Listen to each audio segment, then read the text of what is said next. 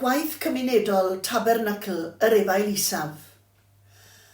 Carys Davies, Sylvia Davies a Rhian Eyres fi'n egluro. Mae hi'n fore iau braf o fai, ac yng nghapel y Tabernacl yn yr Efailisaf wrth odrau mynydd y garth, mae bwrlwm o weithgaredd. Yn y maes parcio mae mynd a dod rhwng cefn ceir a'r ardd gymunedol. Ac wrth fynd i mewn i'r capel, gwelir grŵp yn trafod priodas sydd i'w chynnal fore Sadwrn. O'r oriel clywir sŵn beth yn union. Daw Sylvia Rhian i lawr o'r entrychion. Maent wedi bod yn didoli gwahanol nwyddau a gyfrannwyd gan aelodau'r capel a'r gymuned. Offer trydanol yn un gornel, llestri a nwyddau cegin mewn cornel arall, tywelion, clustogau, llenni, matiau a nwyddau hylendid yng nghornel 3 a dillad gwely yng nghornel 4. Cyn hir ymuno Carys â nhw, ac maent yn egluro beth sy'n digwydd. Tair aelod o weithgor cyfiawnder cymdeithasol y capel yw Sylvia, Rhian a Carys. Ac fel mae'n digwydd, mae'r tair yn aelodau o ferched y Wawr, cangen y garth a chlwb gwawr y creigiau. Mae sawl aelod arall gweithgar iawn o'r gweithgor o dan y cadeirydd John Llew Thomas. Prif nod y gweithgor yw helpu'r capel i gefnogi gwasanaethau plant, cyngor sir, Rhondda, Cynon Taf. Elusennau a hosteli lleol i'r digartref, elusennau iechyd meddwl a thrais yn y cartref. Mae hefyd yn hybu gwaith cymorth Cristnogol yn ardal yr Efailisaf, Tonteg, Pentref Eglwys, Llanilltyd Faerdref a'r Beddau, ac yn cyfrannu'n gyson at fanc bwyd Salem, Tonteg. Efallai y byddwch yn holi sut mae'r aelodau'n gwybod pwy sydd angen help. Dros y blynyddoedd, bu cyfraniad y cadeirydd John Llew fel cynweithiwr cymdeithasol ei hun yn allweddol o ran adeiladu cysylltiadau gyda'r gwasanaethau plant ac elusennau, ac erbyn hyn, mae'r rheini'n ymwybodol o sut y gall y Tabernacl fod o gymorth. Bydd negeseuon cyson yn ôl ac ymlaen rhwng y capel a'r elusennau ynglŷn â gwahanol anghenion. Casglu nwyddau a magu perthynas positif. Mae hyn yn holl bwysig, nid cyfrannu mewn gwagle, ond gwybod yn union beth yw'r anghenion. Ac yn sicr mae anghenion dwys mewn sawl ardal yn Rhondda, Cynon Taf. Bob bore Iau a Sadwrn, bydd y capel yn agored i dderbyn nwyddau.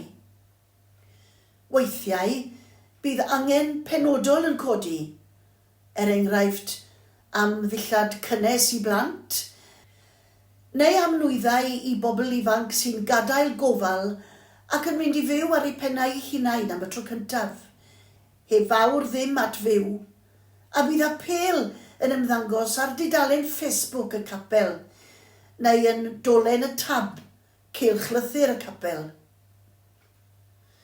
Buan y dawr nwyddau mewn, ac mae aelodau'r gweithgor yn creu pecyn dechrau byw, neu starter pack, a fydd yn cynnwys, enghraifft, 4 plat, 4 myg, set o 4 cyllell, fforc a llwy, tecell, tostiwr, llueiniau sy'ch chi llestri ac yn y blaen. Adeg y Nadolig a'r Pasg, bydd apel arbennig am ddanteithion, wyau Pasg a nwyddau hylendid, neu am dalebau i bobl ifanc. Cyn y Nadolig diwethaf, casglwyd 750 o bunnoedd i'w rhoi'n dalebau. Mae popeth yn dibynnu ar fagu perthynas rhwng y rhai sy'n rhoi a'r rhai sy'n derbyn, ac ymateb yn bositif ac mor brydlon ac y bo modd.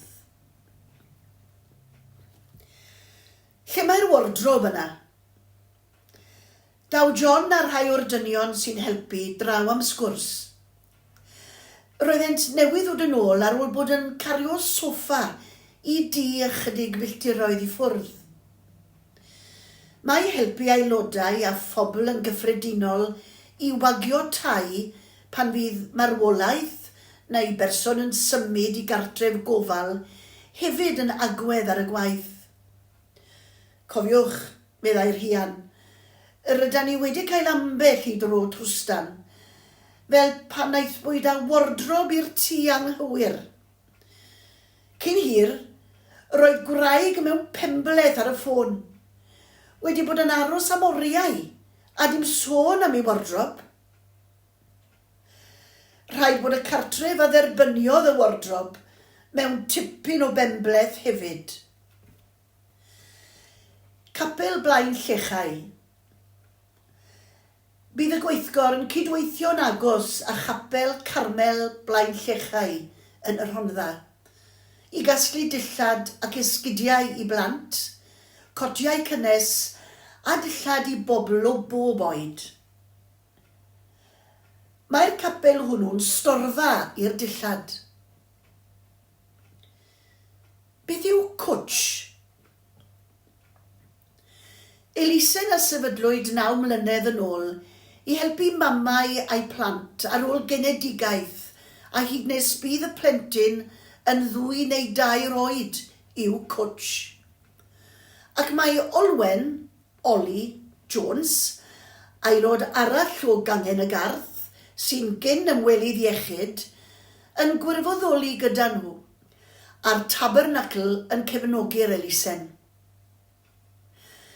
Eglurodd Ollie bod y mamau'n cael eu cyfeirio atynt gan weithwyr iechyd proffesiynol neu gan y gwasanaethau cymdeithasol. Bydd y mamau'n derbyn bwndel llawn o offer hanfodol. Basged Moses, dillad cryd, bath babi, tywelion, nwyddau hylendid i'r babi a'r fam, dillad babi a sedd ymlacio i'r babi.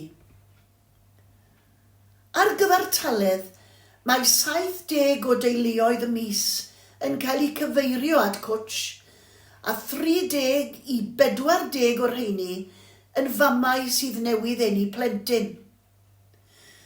Dyna roi syniad o faint yr angen yn yr ardal.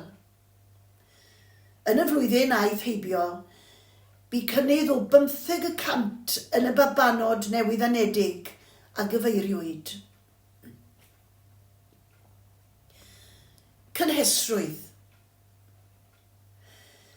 Roedd hi'n gynnes braf y tu allan y bore hyfryd hwnnw o fai. Ond roedd y cynhesrwydd ymhlith aelodau'r gweithgor yn amlwg hefyd. A'r cynhesrwydd hwnnw'n sicr yn treiddio allan i'r gymuned ehangach. Diolch i Rhian Davies am ddarparu'r lluniau.